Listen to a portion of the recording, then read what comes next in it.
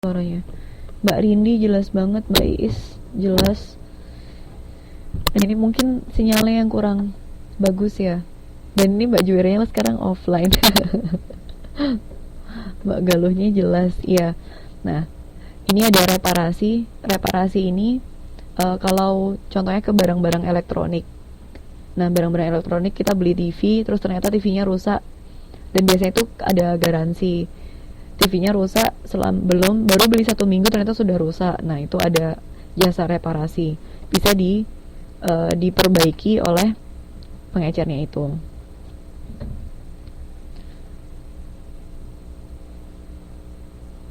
Kalau tadi lebih ke perantara pedagang, sekarang kita menginjak ke perantara agen. Jadi ada bedanya antara perantara agen dan perantara pedagang. Kalau perantara agen dibedakan dengan perantara pedagang karena tidak memiliki hak kepemilikan atas semua barang yang ditangani. Jadi kalau perantara pedagang itu ia memiliki hak atas barang yang dijual. Jadi ada apa ya? Hak kepemilikan, hak miliknya dari perantara pedagang itu punya. Sedangkan kalau agen itu tidak mempunyai hak kepemilikan atas barang yang ditangani itu. Nah, yang membedakan pula, agen memperoleh sejumlah kompensasi tertentu dari jasa yang diberikan. Jadi, agen ini akan mendapatkan bayaran istilahnya ketika ia sudah memberikan jasa kepada produsen atau perusahaan itu. Nah, perantara agen ini dibagi menjadi 2 golongan, yaitu yang pertama adalah agen penunjang dan agen pelengkap. Nah, apa itu agen penunjang dan agen pelengkap? Nah, kita lebih lanjut di slide selanjutnya. Nah, agen penunjang ini adalah agen yang mengkhususkan kegiatannya dalam beberapa aspek pemindahan barang atau jasa. Jadi, ia itu hanya khusus pekerjaannya itu lebih mengkhususkan ke kegiatan-kegiatan dalam pemindahan barang atau jasa. Nah, biasanya ini ada juga agen pengangkutan borongan, agen penyimpanan. Jadi khusus ya. Kalau ini kan pengangkutan borongan, jadi dia sebagai kayak jasa angkut. Ini ada agen penyimpanan, jadi dia hanya bekerja untuk melakukan penyimpanan produksi, penyimpanan hasil-hasil produksi maksud saya. Kemudian ada agen pengangkutan khusus, ada agen pembelian dan penjualan. Jadi agen penunjang ini ia lebih khusus kegiatannya. Jadi dia hanya menyimpan saja, hanya mengangkut saja, seperti itu. Dan biasanya agen itu bisa disewa. Jadi karena agen itu akan mendapatkan sejumlah uang atau kompensasi dari jasa yang sudah diberikan, jadi istilahnya kita memberikan bayaran. Nah, siapa saja yang bisa memanfaatkan jasa agen? Ternyata jasa agen itu bisa dimanfaatkan baik oleh produsen maupun oleh konsumen. Contohnya seperti agen pengangkutan khusus ini. Produsen ketika ia menginginkan jasa pengangkutan khusus untuk misalkan kita produsennya adalah petani kentang ya tadi. Petani kentang karena produksinya itu banyak sekali sampai beberapa ton gitu misalnya. Jadinya ia tidak memiliki alat transportasi untuk memindahkan kentang yang beberapa ton itu dari lahannya ke gudang misalnya, sehingga ia membutuhkan agen pengangkutan khusus ini. Ia menyewa jasa untuk mengangkut hasil lahannya, kentang itu dari yang anggapnya 10.000 ton. 10.000 ton itu diangkut menggunakan pengangkutan khusus ini. Jadi ia menyewa jasa angkut itu, kemudian membayar setelah mendapatkan jasa angkutnya. Jadi setelah kentangnya bisa dipindahkan dari lahannya ke gudang penyimpanan, ia membayar sejumlah uang atau kompensasi. Mbak Juweria, iya Mbak, sepertinya lagi ada masalah ya gitu internetnya. Iya, nggak apa, ini silahkan bergabung lagi. Nanti kalau memang kurang stabil internetnya bisa dilihat di YouTube. Nanti saya upload semuanya modul-modulnya di YouTube. Kemudian selain agen penunjang ini bisa juga dimanfaatkan oleh konsumen. Jadi kalau misalkan konsumen membutuhkan setelah membeli barang, terus ia kesusahan untuk mengangkut barang itu ke rumahnya, ia bisa menyewa jasa angkut itu. Nah, itu disebut dengan agen penunjang. Ada juga dengan agen pelengkap. Nah, kalau tadi penunjang adalah menunjang kegiatan dari produksi, nah pelengkap ini tambahan. Jadi berfungsi melaksanakan jasa-jasa tambahan dalam penyaluran barang dengan tujuan memperbaiki kekurangan. Jadi agen pelengkap ini ia akan memberikan apa ya, kayak saran-saran atau akan membantu produsen itu untuk memperbaiki kekurangan-kekurangan dari yang permasalahan yang dihadapi oleh produsen. Nah, contohnya agen pelengkap ini bank, membantu di bidang keuangan. Nah, yang tadi seperti yang tadi lembaga tadi yang memberikan, kenapa kok perantara disebutkan membantu keuangan? Contohnya adalah bank, karena bank ini atau agen pelengkap ini bisa memberikan jasa meminjamkan uang, atau biasanya ada kredit-kredit kalau ia butuh uang 10 juta tapi tidak punya uang. Jadi produsen itu bisa meminjam uang 10 juta itu ke bank dengan berbagai syarat yang diberikan oleh bank, sehingga ketika ia ingin membuka perusahaan itu, ia bisa kredit dulu, pinjam duit dulu di bank. Nah, seperti itu. Ini yang bidang keuangan. Yang kedua adalah membantu dalam mengambil keputusan. Itu ada biro iklan, ada lembaga penelitian, dan ada dokter. Dokter itu juga masuk ke dalam mengambil keputusan. Jadi biro iklan, kalau misalnya kita ingin memasarkan produk kita ke konsumen, tapi kita tidak tahu gimana ya cara masarin produk kita ke konsumen supaya konsumennya tertarik. Nah, akhirnya kita bisa konsultasi ke biro iklan. Jadi biro iklannya itu bisa memberikan berbagai solusi. Oh, kalau gitu nanti saya aja yang menyediakan iklan-iklannya. Jadi supaya iklan itu bisa menarik dan membuat konsumen tertarik untuk membeli produk itu. Selamat malam Mbak Ari. Iya, silakan langsung bergabung. Ini ada 9 orang, berarti sekarang yang langsung bergabung. Dan yang ketiga adalah membantu dalam penyediaan informasi. Penyediaan informasi ini bisa dari televisi, surat kabar, dan radio. Jadi karena televisi itu juga akan merupakan media informasi yang akan memberikan banyak sekali informasi kepada kita. Nah, jadinya televisi, surat kabar, dan radio ini akan membantu dalam penyediaan informasi bagi produsen. Itu yang disebut dengan agen pelengkap. Jadi ada banyak hal yang disebut dengan agen pelengkap.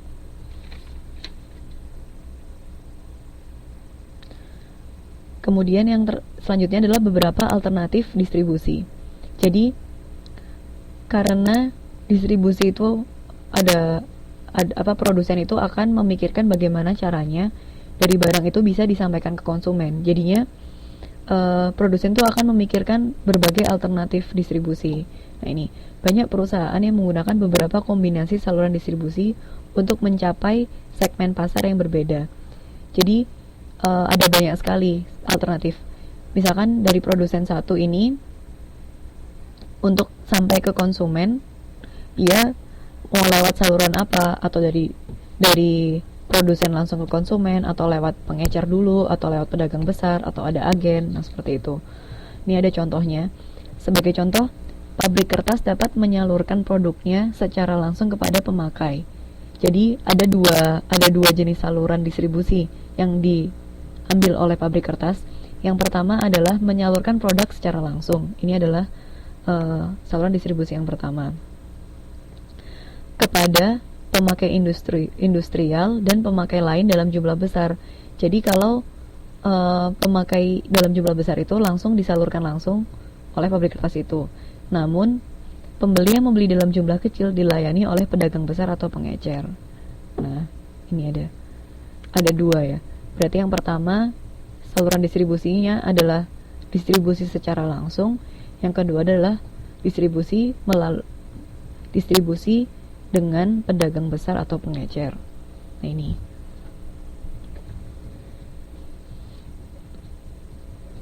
Nah, ini adalah beberapa alternatif saluran distribusi. Ini adalah saluran distribusi untuk melayani pasar konsumen. Jadi pasar konsumen itu adalah yang memanfaatkan barang hanya untuk untuk kepentingan pribadinya. Tetapi yang B ini adalah saluran distribusi untuk melayani pasar industrial. Jadi pasar industrial itu untuk dijual lagi diolah lagi barangnya, jadi dijual kembali. Nah, itu yang disebut dengan pasar industrial. Yang pertama adalah dari produsen langsung ke konsumen. Nah, ini disebut dengan distribusi secara langsung tanpa menggunakan perantara atau saluran tanpa adanya perantara dari produsen langsung ke konsumen. Tapi ada juga ternyata yang berbeda. Penyalur, Mbak Iis Nur Anissa, penyalur, iya. Jadi kalau yang produsen ke konsumen ini, yang gambar pertama ini, dia tidak menggunakan jasa penyalur. Tapi yang di gambar selanjutnya, nah ini menggunakan jasa-jasa penyalur. Contohnya yang di sini menggunakan jasa penyalur pengecer dari produsen pengecer ke konsumen. Yang selanjutnya dari produsen ke pedagang besar dulu.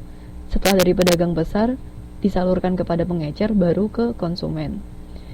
Yang selanjutnya ini dari produsen ia menyalurkan ke agen dulu, bisa ke tadi ada agen pelengkap dan agen penunjang, kemudian baru disalurkan ke pedagang besar, ke pengecer, baru ke konsumen.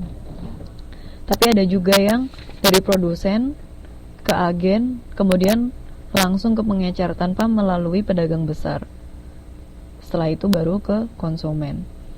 Nah, kalau yang di produsen dan konsumen ini, itu merupakan saluran distribusi yang paling pendek dan paling sederhana. Jadinya itu pendek, jadi nggak ada penyalurnya. Tapi di sini produsen ini juga akan lebih banyak lagi hal yang harus dilakukan. Tapi kalau menggunakan saluran distribusi ini, kalau menggunakan saluran distribusi ini, jadinya kan produsen lebih terbantu. Yang Mbak Sulastri, pemasaran strategis, jadi ingat pelajarannya Pak Dev. Iya, ini merefresh lagi pelajaran-pelajaran yang terdahulu, jadi supaya lebih mantap lagi ilmunya. Soalnya umumnya itu ini kan fakultas manajemen ya, ke manajemen. Jadi manajemen itu ruang lingkupnya itu rata-rata hampir sama, jadinya itu kayak saling melengkapi satu sama lainnya. Nah, seperti itu. Kemudian kalau yang di A ini lebih melayani pasar konsumen, nah yang B ini dia melayani pasar industrial. Pasar industrial dari produsen langsung ke pemakai industrial. Yang ke gambar kedua, dari produsen ia menyalurkan barangnya itu ke distributor industrial. Jadi ada distributornya dulu baru ke pemakai industrial. Nah, yang ketiga dari produsen ke agen dulu, ke distributor baru ke pemakai, dan yang terakhir adalah dari produsen ia ke agen dulu baru ke pemakai industrial. Jadi alternatifnya itu ada banyak sekali seperti ini.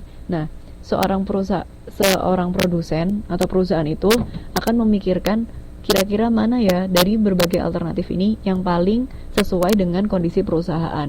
Bisa dari kondisi keuangannya, bisa dari kondisi lokasinya. Misalkan lokasi perusahaannya ada di Malang, sedangkan ia ingin menembak sasaran konsumennya itu ada di Surabaya misalnya. Nah, memungkinkan nggak biayanya kira-kira banyak atau enggak kalau ia langsung memasarkan dari Malang ke Surabaya tanpa adanya perantara? Itu kira-kira harganya itu kayak biaya yang ditanggung perusahaan itu lebih banyak atau lebih sedikit. Nah, kalau ternyata ia merasa, kalau saya memasarkan secara langsung itu saya malah rugi, soalnya saya harus butuh transport, butuh ini, jadinya ia meminta bantuan dari pengecer atau pedagang besar, jadi disalurkan. Ternyata dengan cara seperti itu akan lebih meringankan dan membuat produsen merasa untung. Nah, jadi berbagai alternatif ini harus dipikirkan oleh produsen agar produsen itu mendapatkan laba yang diinginkan dan konsumen bisa mendapatkan kepuasan yang tinggi. Nah, seperti itu. Sampai di sini ada ditanyakan teman-teman? Sampai di saluran distribusi barang industrial.